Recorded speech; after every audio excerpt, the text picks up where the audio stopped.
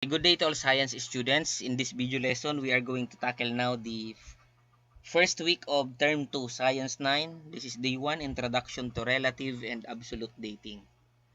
Objectives: differentiate relative dating from absolute dating of rocks. Explain the importance of dating rocks in understanding earth history. Appreciate the value of studying rocks as evidence of earth's past and geologic changes. Okay, let us answer these questions.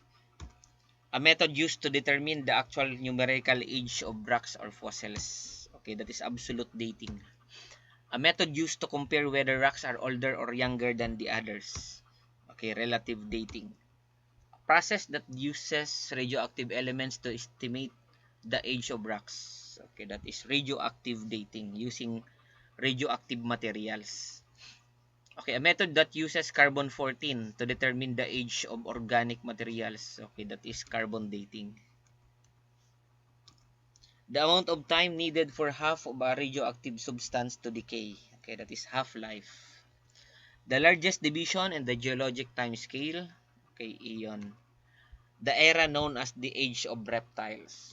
Okay, the Mesozoic era. The era known as the age of mammals. That is the Cenozoic era. Rocks serve as blank of Earth's history. Okay, that is records. A subdivision of an era in the geologic time scale. Okay, that is period. Ayan, ito yung scenario ng magkakaibang layer ng nakuhang fossils. A group of geologists discovered two rock layers in a mountain area. One rock layer contains dinosaur fossils while another layer contains fossil of mammals. The scientists wanted to determine which layer formed first and how old the rocks might be. Okay, they used the different methods to compare the ages of the rocks and estimate the time when the organisms lived. Okay, ito yung mga tanong. Why do scientists study rocks and fossil? Why rock layer is probably older? The layer with dinosaur fossils or the layer with mammals fossil? So, what method can scientists use to compare the ages of the rocks? And what method can scientists use to determine the actual age of the rocks? And why is studying Earth's history important to people today? So, yung masasagot pa natin yan dito sa discussion. Okay, everything around us has an age. People may describe age by giving an exact number such as 10 years old or by comparing it to something older or younger. Scientists use the same idea in studying rocks and Earth's history. Rocks do not have labels that tell their ages. Because of this, geologists use scientific methods to determine how old rocks are and to understand the sequence of geologic events that shape Earth. Determining the ages of rocks is important because it helps scientists, number 1, understand Earth's history. Number 2, explain geologic events such as earthquakes, volcanic eruptions. Study the movement of continents and understand how life on Earth evolved. Okay. Ano ba itong absolute dating? Okay, a method of that determine the actual numerical age of rocks or fossils. Pag sinabi ng mga relative dating, a method used to determine whether a rock or structure is older or younger compared to another. Carbon dating. So also called radiocarbon dating, this method uses the carbon-14 isotopes. Ito yung isang uri ng carbon na ang half-life po niya is 5,730 years. This is used to determine the age of organic materials. Okay, radioactive dating. A process that uses radioactive elements to estimate the age of rocks. Actually po, ang carbon dating is isang uri ng radioactive dating. And half-life, the amount of time needed for half of a radioactive substance to decay. Why do scientists study rocks? Okay, rocks are important sources of information about Earth's past. Scientists study rocks to identify geologic events, determine how mountains formed, understand volcanic activity, explain the formation of oceans and continents, and study fossils and the evolution of organisms. Rock act as records of Earth's history. The methods of dating rocks. Scientists use two major methods to determine the ages of rocks.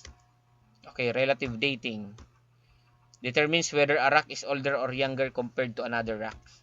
Example, rock A is older than rock B. Layer C formed before layer D.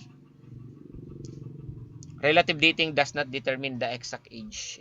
So, ang ano pala ng relative, it just compare kung alin ang mas bata, alin ang mas matanda. So, hindi ta binibigay yung mismong age. Okay, absolute dating is a set of technique used to determine the specific age of an object or event in years.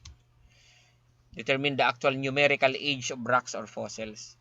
Example, a rock is 2 million years old. So, pinapakita niyo mismong mismong age ng isang fossil. A fossil formed 10,000 years ago.